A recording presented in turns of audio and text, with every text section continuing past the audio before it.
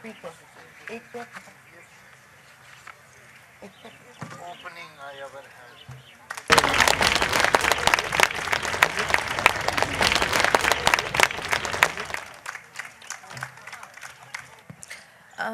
Many years ago, I'd just like to start with a small anecdote, I think, which is very essential here. So, many years ago, when we were celebrating the very first anniversary of the magazine, we had held a seminar on Indo-Pak relations, and amongst others, there was Mr. Farooq Sheikh, who we had invited as well for the talk. And I remember he spoke with such wonderful clarity and wonderful insight on the subject. And he infused it with so much warmth, such sheer humanity. But at the end of his speech, he spoke for 5 minutes only about the magazine and urging everybody out there to read and subscribe to the magazine. And we were so surprised because this is the first time we were meeting him, and we were surprised that he had followed the magazine for that year and was so and had established this wonderful connection with it, and just on the virtue of what we were writing there, and which I can tell you is a very, very rare thing. And after that, and from then on, he kept on sending us messages, filled with encouragements, filled with beautiful anecdotes. And we were absolutely taken aback by his unique sense of history, his sense of justice, his sharp intelligence. And then we thought, here's somebody who people should know and look at from a completely different light. And we were planning to do a very, very long interview with him. But as soon as we got to doing that, he died so suddenly. And so just like that, such a precious and valuable narrative was lost to us. So this book about lost narratives we dedicated to him. And I'm so glad that we're launching this book here today with two very special people. Joanna was also supposed to be there, but she's not. But in any case, two very special people who've worked with varied people and in varied places to know and understand the absolutely elusive nature of knowledge and how fragile it is. So let me just start with Amir, because Amir features prominently in the book. And I'd just like to start with quoting him from the book. He did a very long interview with my colleague Shayan on his film Harood, which means autumn, and it was a film on Kashmir. And if you haven't seen it, I'd really urge all of you to go ahead and see it. And so while he spoke about the storytelling process, the story writing process of the book, of the film, he says that me and my cinematographer decided to visit Kashmir and write one of the drafts there. This immersion was critical. Everybody has an opinion about Kashmir, but it's only when one has been there that one can experience the claustrophobia and the oppression. The writing was also about getting to the essence of this Kashmiri experience through a process of distillation. We never set out to explain the Kashmir conflict. We wanted the audience to feel the same sensations as the characters: the listlessness, the uncertainty, the elusive search for dignity, not to give the audience what to expect out of habit. So Amir, just want to start by asking you, how does one fight dominant narratives? And especially with, of a place like Kashmir, which is such a fraught history and such a fraught present. I guess one can only fight the dominant narrative by continuing to tell your own stories. And that is something, I guess, that comes naturally to everyone. Everyone is actually narrating their own story to whoever they're interacting with.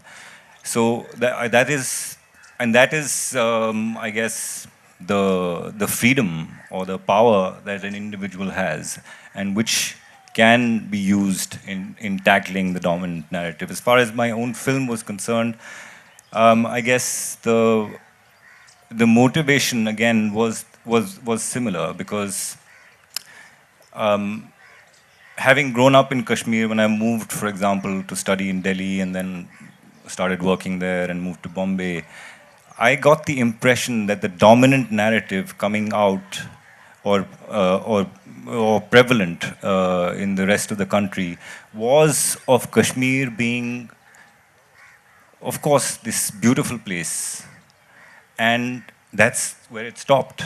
It was only everybody felt sorry for Kashmir, but the place, not the people, and that's what sort of started this whole process of of telling a story from a place which you've seen over and over again, and in obviously in very good light, always naturally beautiful and colorful people, but not really from their perspective. And this whole idea of Kashmiris being this violent people, who are primarily, all following this sort of jihadist ideology, whereas the truth is far from it, because if you go back even 200 or 300 years back into Kashmiri history, this is a people who don't have a history of war.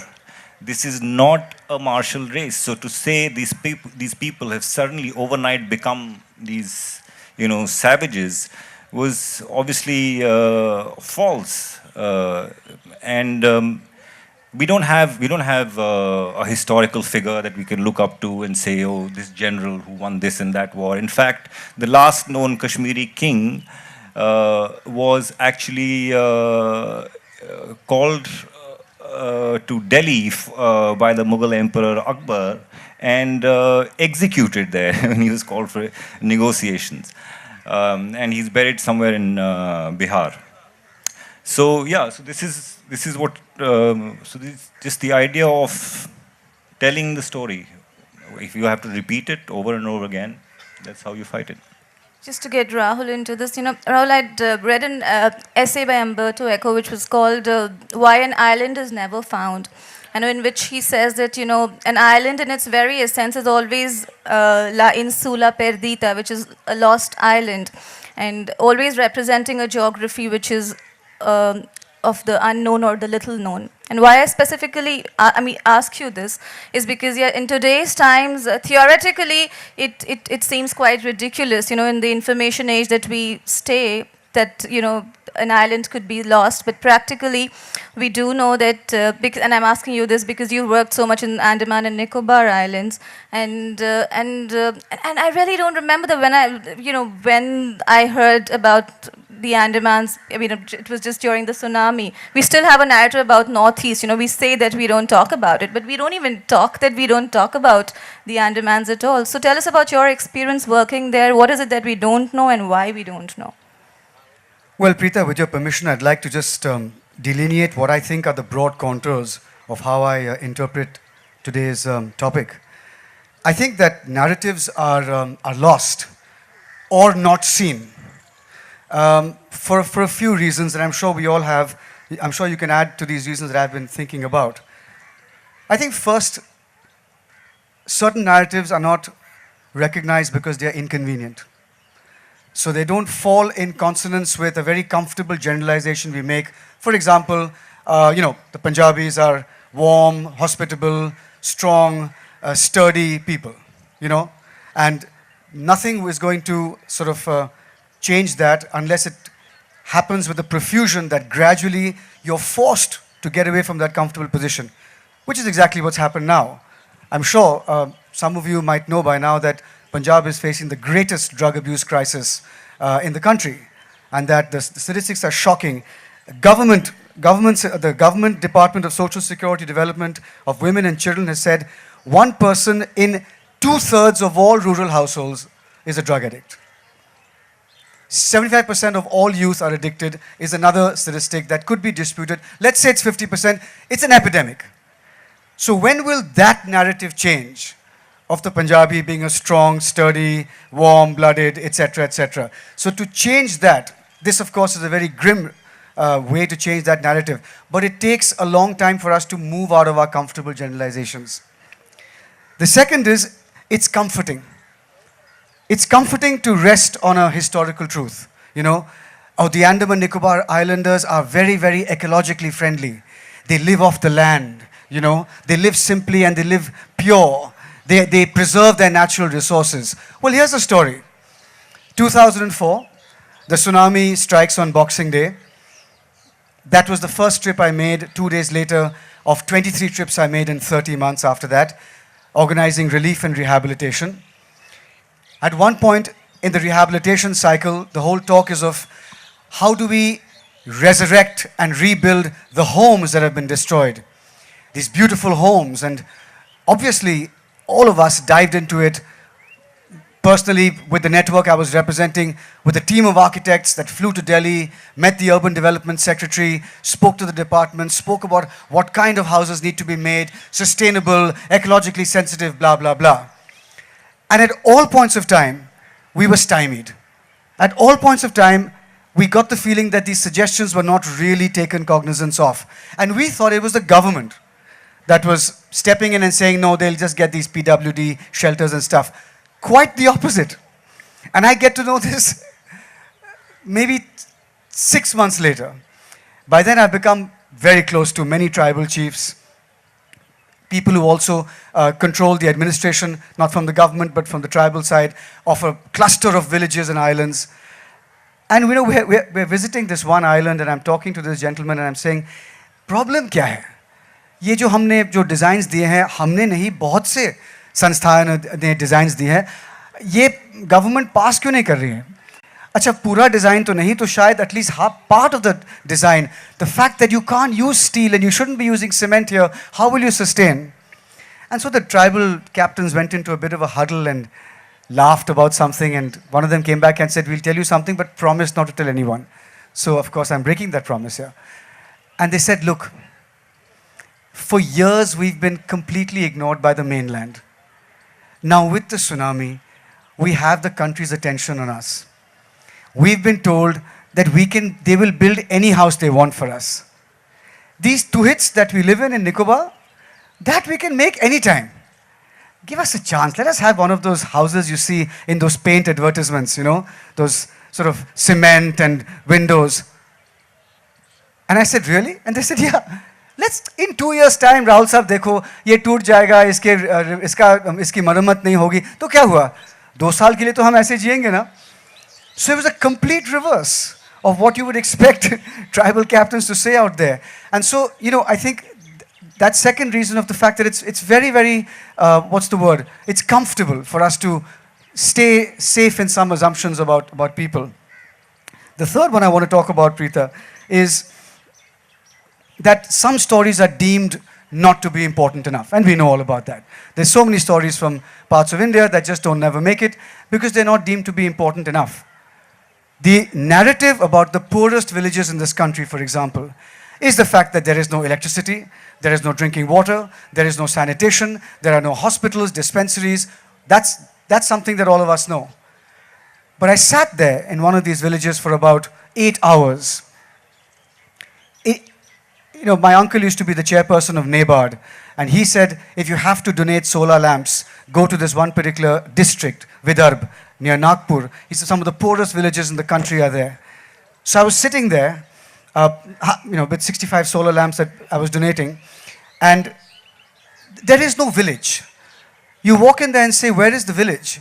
Because it's just red, rocky, inhospitable soil, and then with sticks of bamboo and hessian, there are some sort of fairly hesitant little dwellings in 2 lines. And the shop in the village is a shop with 3 lozenges, 1 packet of potato chips, 1 packet of some homegrown thing, and that's it.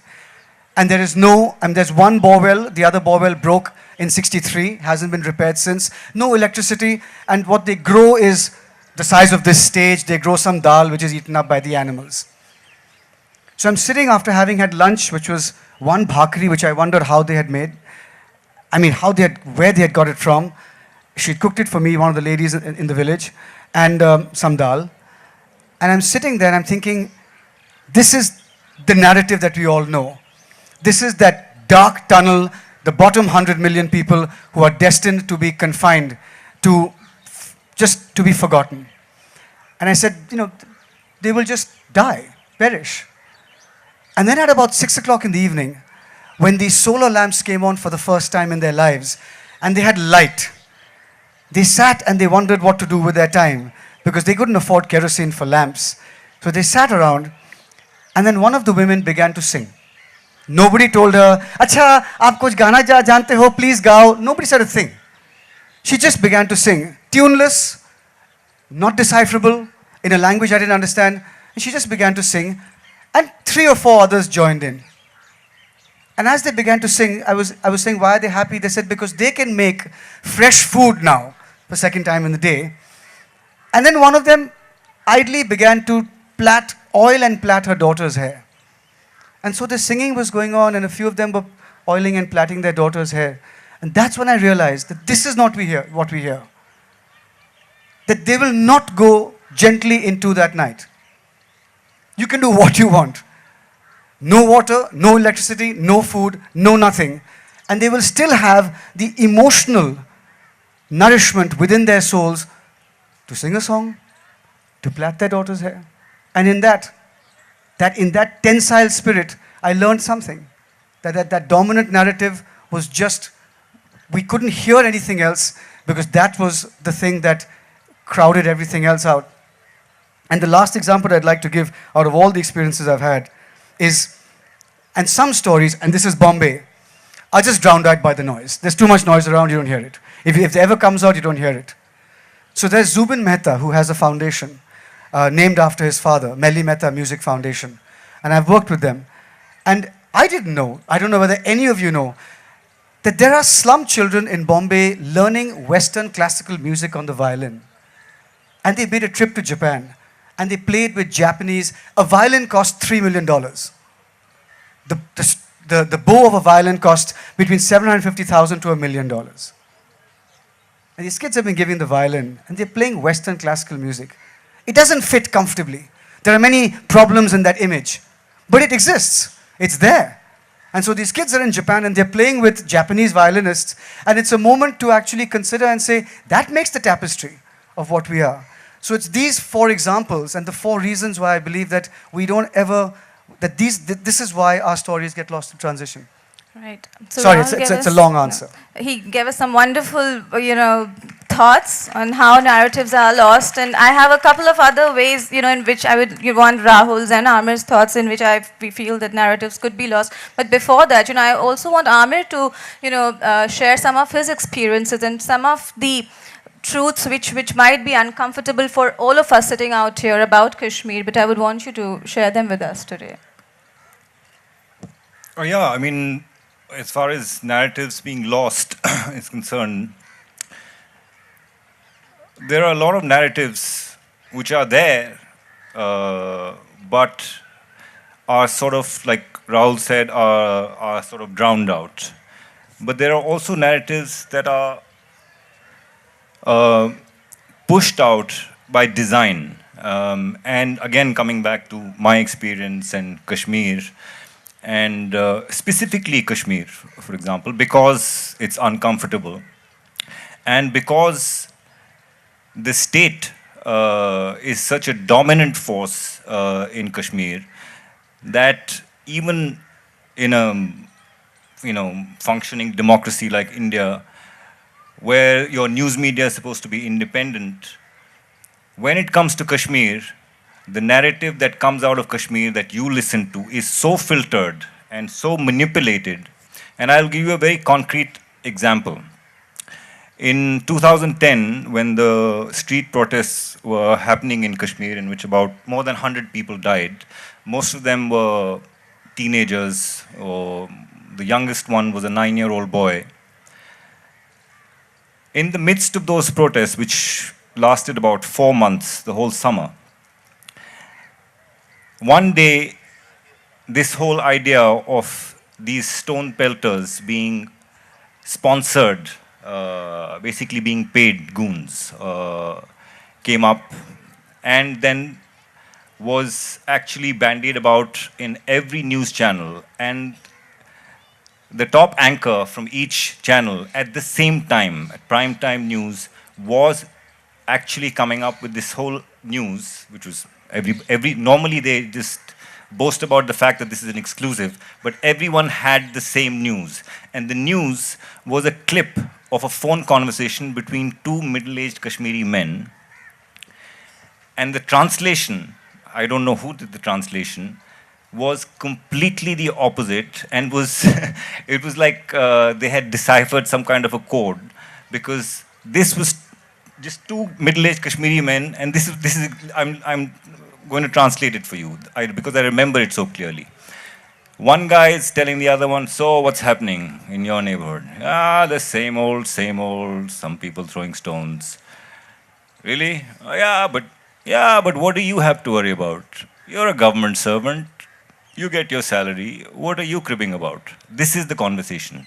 And then the word salary, the moment the word salary comes in, all the anchors at that very point say salary is code for money changing hands. Money changing hands, money changing hands.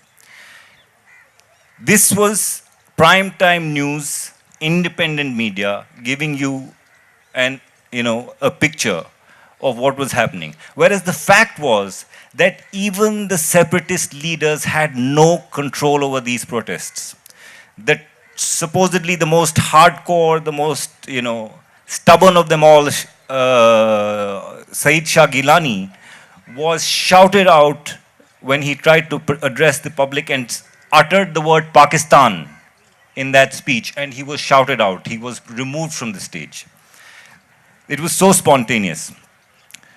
So this is one example of a narrative being actually twisted. I mean, spin. I mean, as far as I am concerned, I would never ever believe what the state tells you. Never. Because I think the foundations of the modern state are basically, they're based on lies. You just have to spin every story. You just have to keep spinning every story, and it cannot be the truth if you keep spinning it. Right. So, when you bring up the state, that brings me to the question of perspectives, and which even the title of the book suggests is what the Jaguar knows we don't know. It's about the other perspective. So, if we look at things from a relativistic point of view, different perspectives, different contexts, everything could be true, right? So there's nothing absolute about truth. So maybe in the state's perspective, something is correct, or maybe in my Kashmir truth can be different from Amir's Kashmir truth, or your Andaman truth could be different from the tribal leaders' truth. So, but then, but the whole idea is, do we oppose this relativistic point of view? But don't you think that would lead philosophical research to kind of lose itself in a kind of skepticism which doesn't lead anywhere? So how do you choose your narratives, Rahul? What is your criteria for choosing the truth, or for choosing the causes that you want to choose? How do you choose your truth? I think there are some non-negotiables. Compassion, non-violence, love,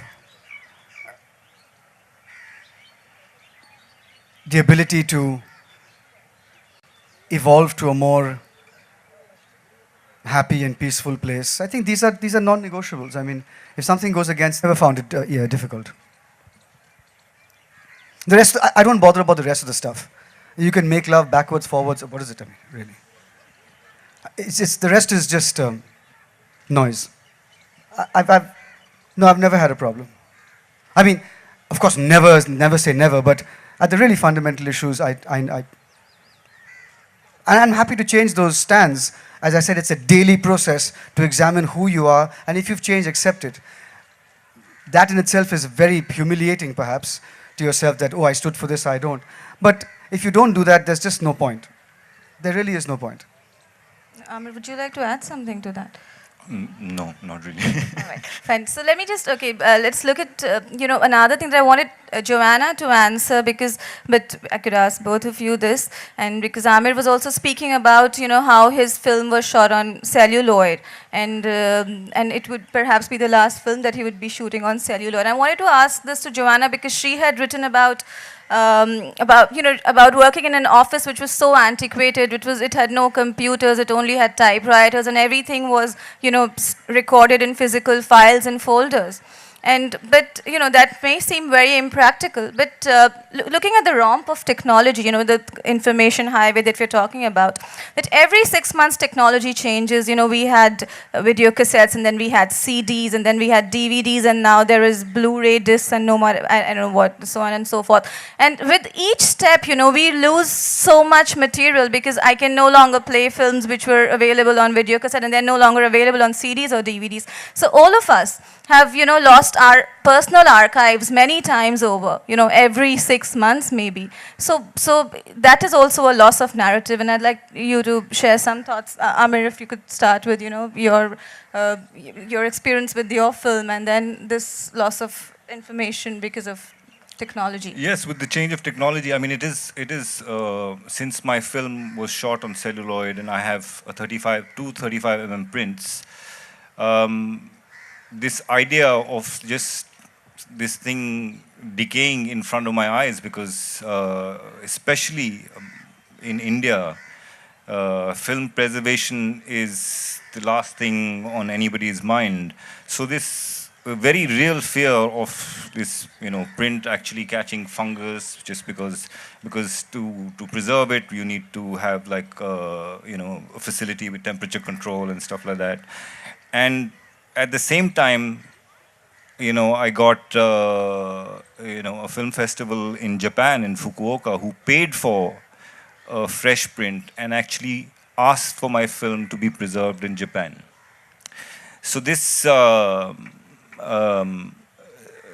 this idea of preserving or not losing something of some value, I guess, I don't know if it's a cultural thing. We claim to be, very cinema friendly and,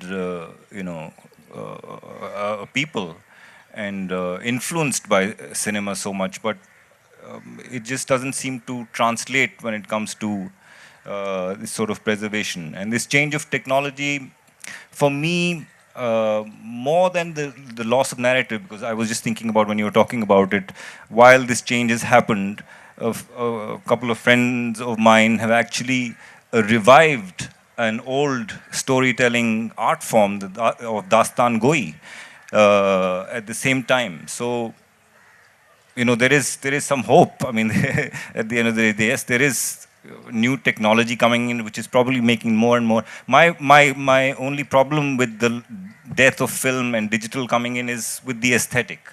Is somehow digital, even though you keep saying it's 4K and it's 5K and it's as good as film, it just doesn't seem, high definition image is not as close to life or reality as film was. So my thing was only about the aesthetic. Yeah. Rahul, what's your take on technology and its role? Well, I actually totally disagree with you. I think I'm not going to discuss form. Cinema will go, digital will come in. Dastan Goi, if it dies today in the way it's being done, will be done in some other way. I think today, in fact, we have nothing lost. It's ridiculous. Everything you said is on the net. Some embarrassing photograph from childhood now, if there's a child who's 18 years old, is frozen and everyone can see it forever. Try taking your name and your image off the internet. You'll spend your whole life doing it. You won't succeed. Everything from the time when you're a toddler and your parents have recorded you on the Sony Handycam, everything is recorded. It's just an incredible amount of data that's being recorded and not lost at all. All of it has been kept. I can't think of a single thing that we don't, unless we knowingly delete. There's not a single thing that we need lose. And that is the wonderful thing about today's technologies. But there are no narratives being lost. What it does do, it just increases the amount of noise or the amount of clutter from which to actually see, to find every single aspect of a particular story might be very difficult, which is how I illustrated earlier, or it might be deemed to be not important enough, and that these colors on this canvas are much more important than that little splash of yellow in the corner. But otherwise, I think that nothing is being lost. Everything is being painfully preserved. Well, I don't think that's entirely true, because I remember, Echo, talking about his friend, and he had this huge basement where he had to and thankfully he had this huge basement where he had these huge computers. He had the space to keep, and he had to keep them because he wanted to look at these films, which he could not find anywhere else, and which would only play on those, big hard drives or whatever, some such thing. And that's the only way. He said that he was a filmmaker. He said that's the only way I can have a look at them because I don't have any more technology. In that way, he said, so in terms of No, a it's book, also it's also, for example, the amount of time and effort and money, say, that has been that has gone into preserving race films, for example, which we did not care about. So I'm saying the change in technology there almost killed those films until one individual like Scorsese decided to do something about it. No, the further he back, hadn't, the it further was back you lost. go, your argument will be totally correct. Of course, if you go back to the 1800s, you can say that, and I'll say absolutely true. But in today's world, nothing is lost. Right. Okay. So just one more aspect I wanted to look at it, is the idea of language, is, we're all prisoners of our language. And there was, for example, if I just had to, see that the Icelanders, they have like 5 different words for snow, right? So when we look at snow and we look at one thing, they see 5 different things. But having said that, for example, a Frenchman has like 5 different, has one single word, glace, say, for 5 different things. It means glass, it means ice cream, it means 3, 4 more other things. But he's not that much a prisoner of his language that he kind of looks at he looks at an ice cream and tries shaving in front of it. So that's not true as well. So how so how do you look at the role of language in societies, and how much do we lose because we speak in different languages? I'm not the best person to answer this question, but I'll try. I think it's fundamental. In the beginning, there was the word. And if you don't have the right word to express whether is it dew, is it frost, is it sleet, is it snow, what is it? What fell from the sky? So I think in that respect, it's crucial. This, of course, makes me, in my head, segue into the paucity of really, really good translations in this country. I remember my father and my mother. My mother was half Punjabi, half Maratha, and my father was Bengali. And they said the wealth of literature, Punjabi poetry, revolutionary Punjabi poetry, Marathi theatre, the whole, Pula Deshpande's writings, of course in Bengal, literature all the way through the last century. And they said you can never get the flavor of this in English. And of course you can't, because there are 16 different types of saying thank you, in Urdu, I'm sure, which English could just only has thank you. So in that respect, my mind segues into all of that. But you're dead right. It's just how on earth can you actually express what you feel if you don't have the tools in front of you? And we should preserve those. We should fight like cats and dogs to preserve that, to preserve every language before it disappears, from the face of the earth. Amir, your thoughts on it? No, I would have to obviously agree with what Rahul is saying. I face this problem, again, coming specifically, not being an expert, with my film, which should have been in Kashmiri. But then the dominant narrative of the market, actually, that's the only concession I had to finally make in terms of the film to be seen by an audience. If I had made the film in Kashmiri, for example, it would have obviously been a far more authentic piece, but then it would have been a film coming from a region, a regional film coming from a region which doesn't have a film industry, which would probably mean that it would not even get a DVD release. So that was the only concession, and I still regret it. And but I know when I make my next film, I will have to face the same elephant in the room, and I will have to concede again, because that's where the dominant narrative actually pushes you out. Right, so at this point, I think I'll open up open the session to the audience and they can ask their questions. We have 10 minutes left for the session. So please hold up your hands and we'll pass the microphone. Oh, there you go.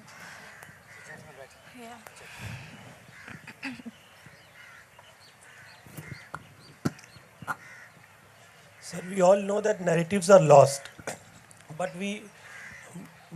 my question is, what is the psychic behind that losing of narrative? What is that psychological process that forces us to lose a particular narrative and help us to promote a particular narrative? So that once we know the problem, we can do the solution right in our mind.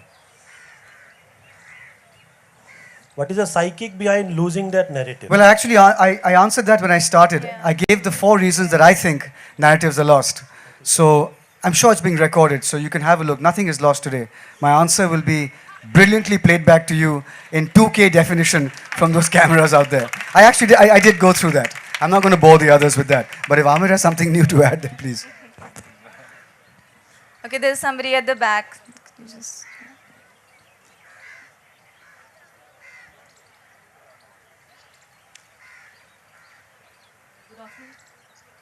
Yeah, it's working. Good afternoon to everyone. Okay, since both of you happen to be associated with the Hindi film industry, my question to you is essentially, how far in today's day and age is the mainstream Hindi movie, I reiterate, the mainstream Hindi movie is responsibly or effectively disseminating the lost narrative of communities or geographical entities? Well, why should it? You said mainstream, right? So by the very nature of a mainstream film is made to make money, like a mainstream shirt. So if you want to make a shirt or make a film to make money, what will you do? You will look at the most successful shirt selling right now. You will put a little twist to it. You might change the color of the buttons, and that's it. That's your film. If it's mainstream, then what you're in it for is to make tons of money. That's what you'll do with your cinema. You can't expect mainstream cinema to do that. That is not the professed function of it anyway. You ask any mainstream filmmaker, they aren't there out to change society or start finding little lost narratives and start putting them out there. That's the job. That's the job of art house, parallel, whatever you call it. That's the job of the people who are in it, not to make money, certainly not to lose money. I'm sure Amir will bear me out on this, but to put the challenge is, can I put it out there in Kashmiri and put out a story that no one has seen before and yet manage to get the money to make it? Because from what I was hearing, I don't think, Amir, you would have gotten the money to make the film if it had been in Kashmiri. I don't think somebody would have funded it and said, who's going to watch this? So it's an unfair question to ask of mainstream anything. There's one more question here. Excuse me, can you pass the microphone to her, please? This is for Amir. This is a personal anecdote which I wish to say about a Kashmiri person. You see, you have lots of Kashmiri shawlwalas coming into Calcutta from October to February, because that's the only time when Calcuttans can think of wearing something warm. And they can also splurge on some beautiful Kashmiri shawls to go for the season that is around the corner. So last year there was this Kashmiri wala who came on a cycle with huge bundles of wrapped up Kashmiri shawls. And I was just at the gate of my house doing a little gardening, and he stopped and he said, आप कुछ देखेंगे हमारा shawl? तो I said, हम तो नहीं खरीद सकते अभी. नहीं, आप सिर्फ देख लीजिए. So I was a little wary, and yet I opened the door and let him into the drawing room, and he spread out all the shawls that were on my sofas, on the divan. And it so happened that my daughter from New Zealand was visiting me, and I just called and said, would you like to come and see some of these shawls? So she came and she oohed and ahed and she put it round her shoulder and said, I think I'll take this one. And she asked for the price. He said 45,000 rupees. And she looked at me and rolled her eyes and she said, Mama, tomorrow I'm leaving for New Zealand. I don't have that kind of cash anymore. I've splurged already. So he immediately said, आप कुछ मत फिक्र कीजिए, आप वापस जाइए New Zealand और 2-3 महीना में इंस्टॉलमेंट में चेक लिख के भेज दीजिए, बैंक का एड्रेस ये है. And well, she said, can I really do that? And he said, yes. And she did. And she paid back the 45,000 in 3 installments in checks from New Zealand. Next year, he comes, knocks on my gate again, giving me a big bag of walnuts. That's all. I never bought anything from him. And that's your Kashmiri generosity and the peace within that man. I don't think he is a violent man. Are there any more questions? Do you want to say something to that? No, all I can say is you should next time just check the quality of the shawl before you pay.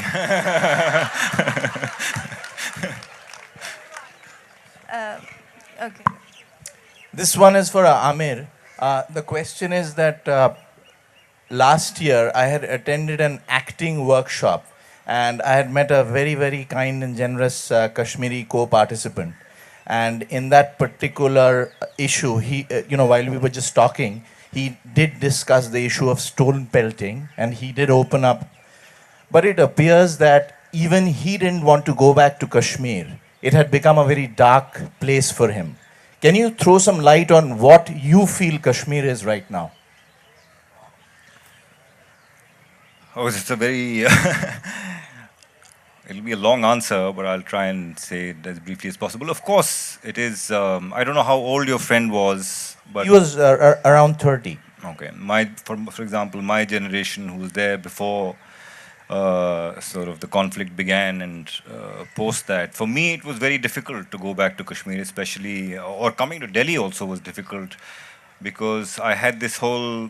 And I wasn't even aware of it, but it was happening in terms of, recurrent nightmares where no matter who was populating those dreams, the location was always Kashmir. It was like a Bollywood thing, actually, in reverse.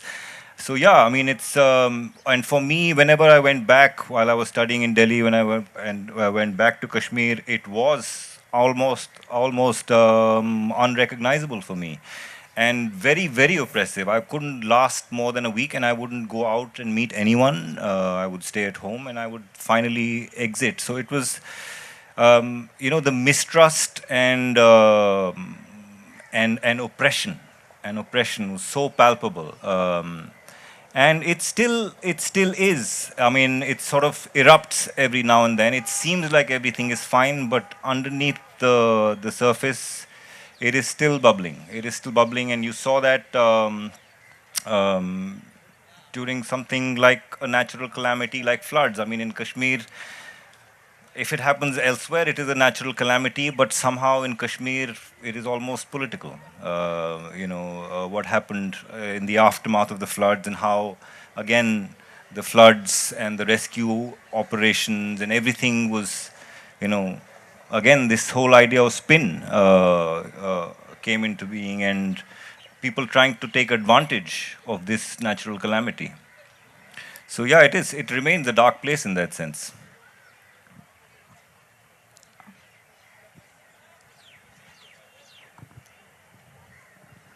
Hello, all of you. You spoke about the narrative, and for a common mind like me, if I want to suppose bring up a particular subdued narrative in a writing form, because I write a bit, all right? But in this age of ours, it's become so difficult, and I feel so scared writing anything, just in case, somebody sees it somewhere. But people are going to see it if I, post it somewhere on the net, and you never know what's going to happen. I mean, you write a particular line, and you're feeling scared. I mean, I don't know what to do with my writing and how to express myself.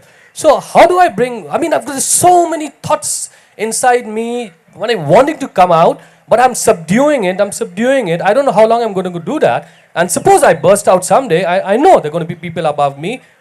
I don't know what's going to happen. So I'm so scared doing that. A common man like me who's got no connections anywhere, how does he go forward and make whatever difference, if he can, insignificantly in this particular day and age? Write for my magazine. Give you enough space. Seriously. You want to say something? You should write for Kindle. we'll need 20 years to talk about this, of course. It comes up in every literary festival. So there's one way of looking at it, which is the way the Iranian filmmakers have surmounted all the various censorship laws, which is to make beautiful, sublime cinema within the very, very restricted confines of what can be made and what can't. The other way is to say, damn it all, I'm going to write what I write. And if I offend, that's fine. You can choose to write something and back. Don't buy my book if you don't want to. So we know that entire stance. And you just have to figure, man, where you lie in this paradigm, from this to that.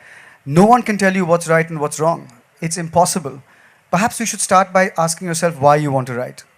What's the intent? Is it to make a wonderful mainstream shirt? Or is it whatever the intent is?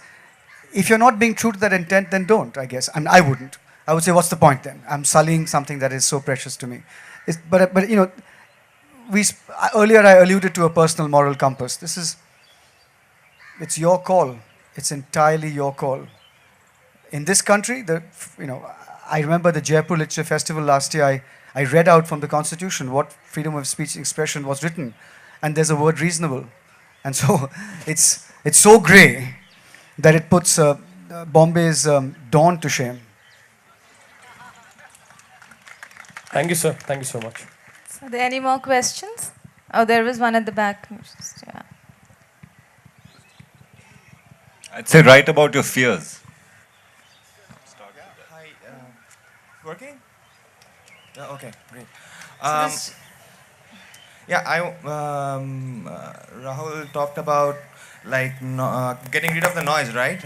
He talked about not being hoodwinked. He talked about seeing it through, right? But then again, this bit we all know. I mean, nobody likes being hoodwinked. But how do you actually know if you're being fed junk or if you're being fed the real stuff? Because your source of knowledge is basically media, and that itself is it itself is controlled to some extent.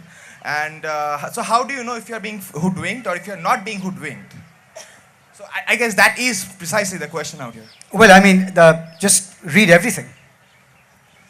Just don't read what you're fed. Read everything. Read Chomsky. You have to search for Chomsky if you have to. And then you can read everything else. I mean, whatever the mainstream media wants to feed you. Look at everything before you decide. I've spent 18 months in Kashmir. My foundation has selected 6 children from Kashmir to put them through school for 15 years in boarding schools and colleges. Kids who are deeply in love with their motherland. That's Kashmir. Kids who will go back. But I'm not even opening my mouth here because it's ridiculous. 18 months is not enough. You need 18 years. So just read, absorb, and form your opinion when you're good and ready. But till then, there's no question of being hoodwinked if you refuse to be hoodwinked. If you just keep your eyes and ears open to everything, listen to all the narratives coming up, and then once you think, yeah, this is everything I've heard, then you can form an opinion. I'm still listening. I'm still absorbing about Kashmir. 18 months is a drop in the ocean, and as far as I'm concerned. I wouldn't dare open my mouth about that land right now. But I just want to add something to it. I think we as people from the media do have a role to play in this. Because I just want to give 2 examples. A magazine like, say, Playboy or Rolling Stones. I mean, there is so much. I mean, the whole idea of mixing of viewpoints. We all know Playboy by its nude center spreads and Rolling Stones by its top 10 charts. But we don't know that Playboy in each issue carries a very, very long interview, deeply, radical in its ideology, absolutely wonderful, much more progressive than even Harvard Zinn's magazine called Progressive. And same with, Rolling Stone. They have lovely essays, but we don't know because we've mixed up all the viewpoints. And we, with our limited attention span, and we are always going to give in to our instincts rather than to our intellect. And with the limited amount of time that we have for our media consumption, we always end up looking at things which are, which are trying to hoodwink us. So I think it is also our duties to not mix up the viewpoints and to relentlessly, create a taste in the market for things which are difficult to read, but still they might be uncomfortable. They might tax you a little bit more, but not to kind of give give in to, you know, the easy demands of the market. And that's what we've been doing for the last 7 years. You know, the readers are growing, you know, definitely not exponentially, but in a very gradual way. But still we've got a loyal readership, which is growing every day. So one has to be, you know, one has to be committed to the cause of giving that kind of information relentlessly, and not to cater to a certain taste, but also to create a taste.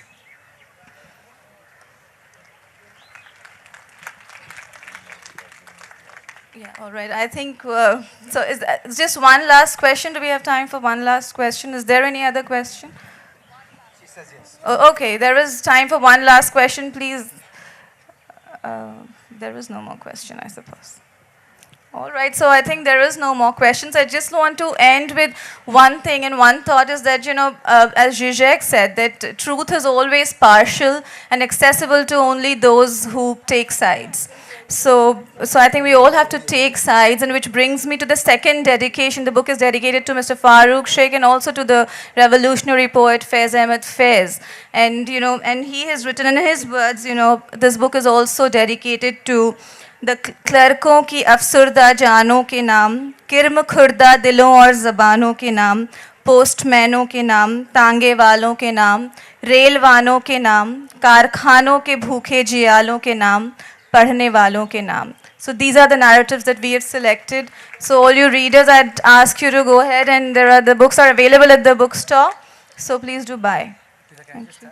Yes. Sorry, I just want to take this opportunity to thank the Kolkata Literary Meet and Tara Steele, and of course, Malvika. But most of all, thank you. This city nourishes my soul in ways that I'm constantly surprised, and it's you. Thank you. I mean, really, you are extraordinary. Thank you.